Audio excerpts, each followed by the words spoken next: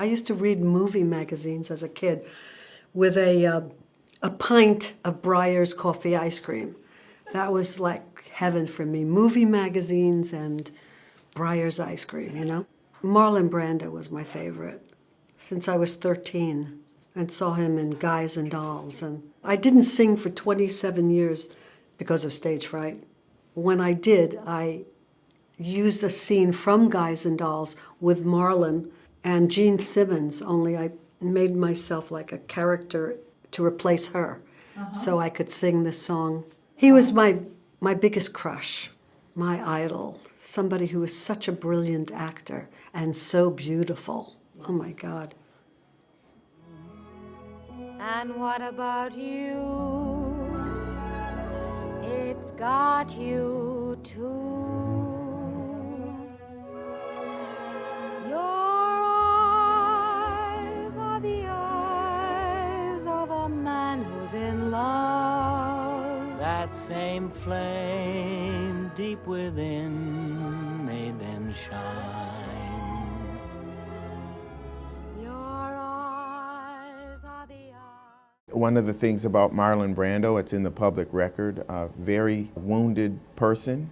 Yes, he was a very damaged person. Yeah. And I wasn't exactly unwounded either. And you know, these two obsessives came together and just exploded. We were really addicted to each other. And you know, addictions are very, very difficult to get rid of. Very. It was an 8-year relationship. He married 2 other women in the course of that relationship, fathered children with them. Yep. What was it that made you stay? I loved him. You know, it's obsessive love, which is a whole nother thing. I mean, we need another half hour for that one. With the presence of a psychiatrist. Well, I don't think Marlon ever got to trust women. I don't know enough about Elvis really to make any kind of supposition. But I know that Marlon was a horribly damaged person by the time I met him. His mother was an alcoholic, his father drank. And, you know, she disappointed him constantly over and over and over. So he kept either punishing women for having the capacity to do that to men, and he kept punishing himself by finding women who were very often not reliable.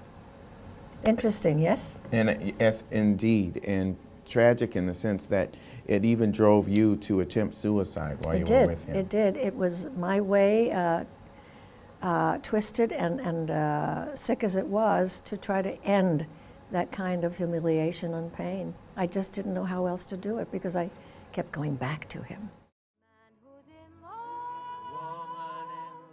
And apparently she became a very great teacher. And then she had, of course, these students who went forth, you know. And one was Warren Beatty. I think De Niro studied with her. I think, and I know that Brando did, you know. I knew Marlon. Yeah, he was something unbelievable, unbelievable, absolutely unbelievable.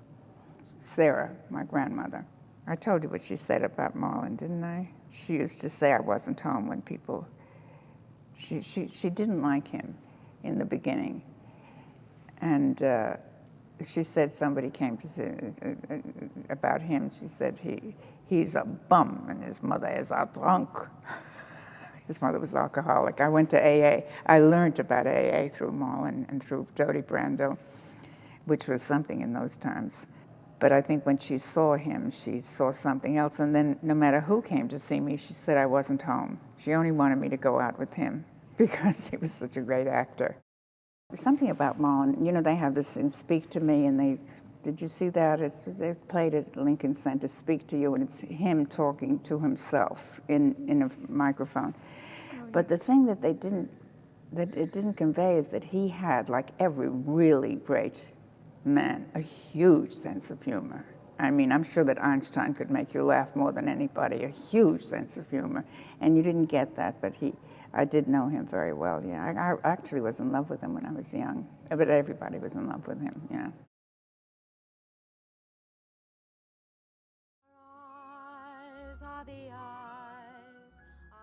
Then they said, now we want you, but Marlon, Marlon wants to see you. Now at that time, I didn't know who Marlon Brando was. His films weren't out. I didn't see Streetcar. Yeah. I did not know who Marlon Brando Mary was. Murphy, you're sitting there telling me you didn't know who Marlon Brando was after Streetcar?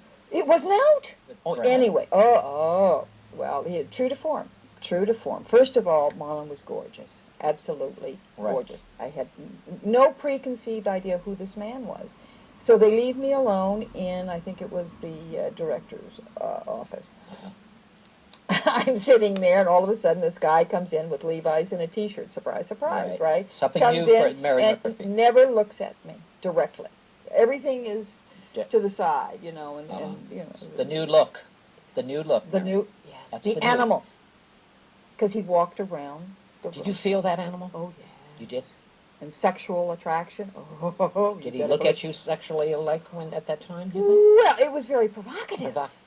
Not lecherous in the sense of, looking at legs or other. Right. The way he did it. No, it was very, very different. And obviously it was very different. Brando brought a new thing to the film, new thing to the stage. He was the man who really invented and changed the whole theater and film. Am I right? Let's show this scene. I'd like to see this scene of Marlon Brando.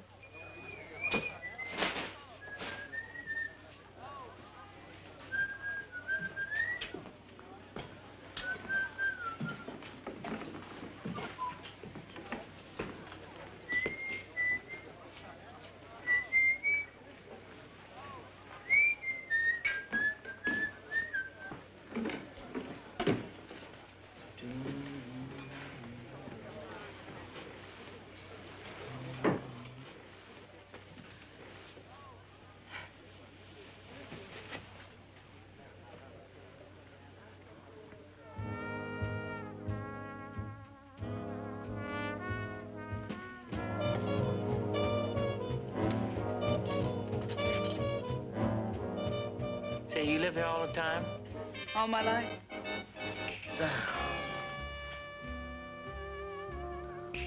We've been over to Carbonville at the meet. Bunch of motorcycles came through this way yesterday. They didn't stop. Is that what they give you in those races for killing yourself? That's right. You want it? Hmm? Well, go on, take it. Go ahead.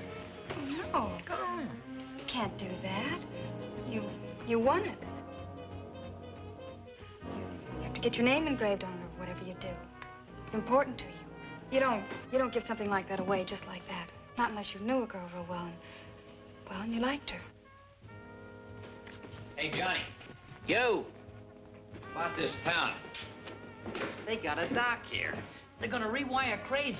Hey, what are we gonna do? Sit around and scratch ourselves? Yeah, we gonna wait for Crazy, or are we gonna get out of this dump? We're gonna wait for Crazy. That scene is hot scene. It must have been a very hot scene at that time of the... Yes. Today it would be like, ho-hum. Really, yeah. Well, but that I mean, was hot then, those... Yes. And that, he brought it first. He was the first one who brought that to the screen, that passion. Yes, it's very different. Working with Brando at the time, working your scenes with him. Tell me about it, Mary. Well, he knew. See, I can have a great facade. I can come out and I look like I know what I'm doing. I don't have any idea what I'm doing, but I look like I do, which is good for acting. That's great. By the way. Yes, it helps.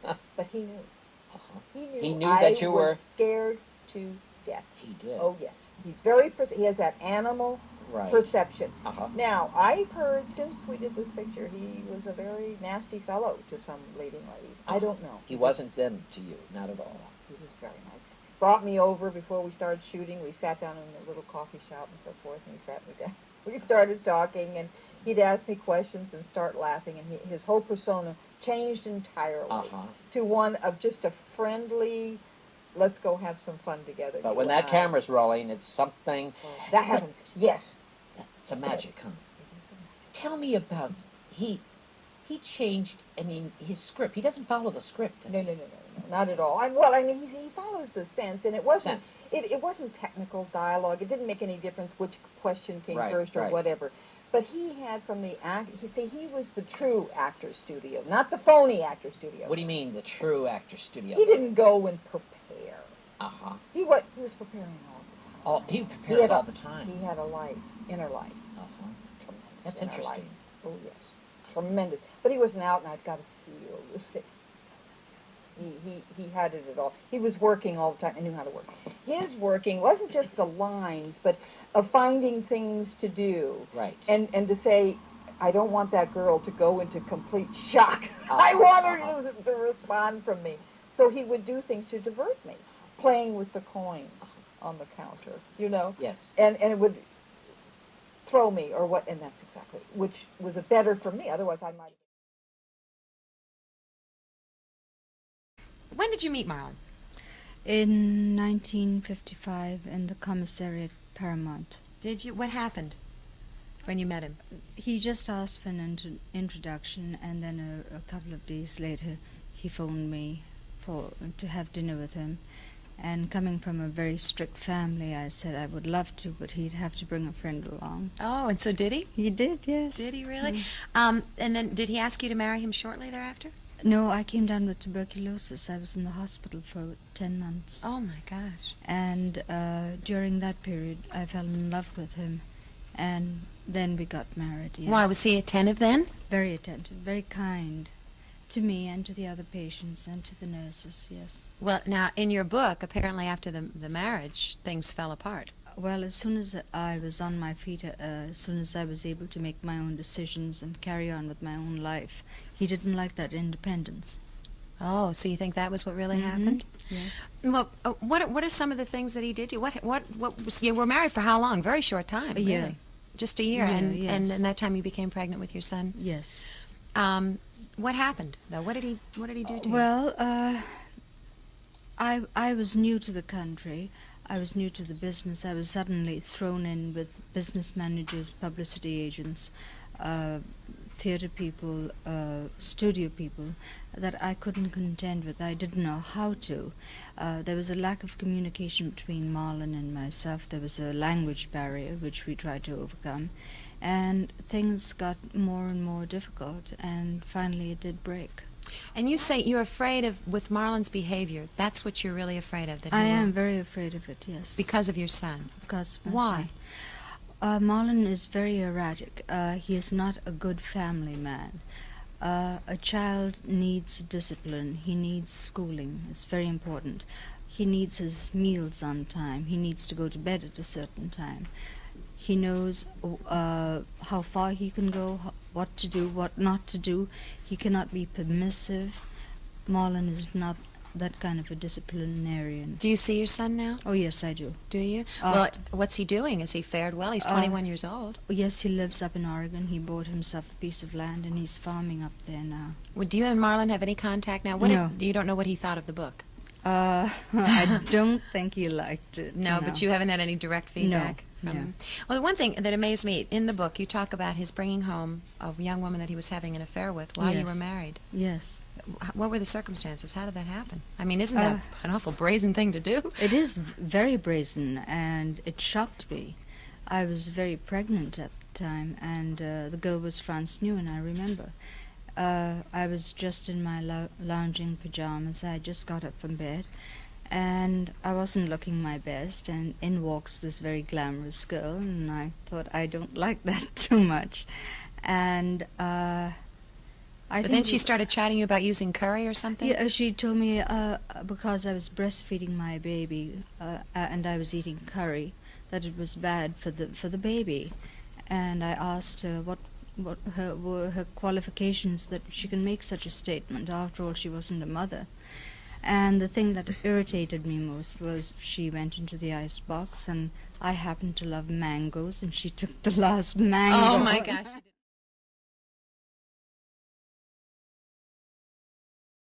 It's sort of romantic and glittery the way love affairs used to be in the 50s and late 40s and even early 60s. It's gotten more, maybe there's more quantity, but there's less quality.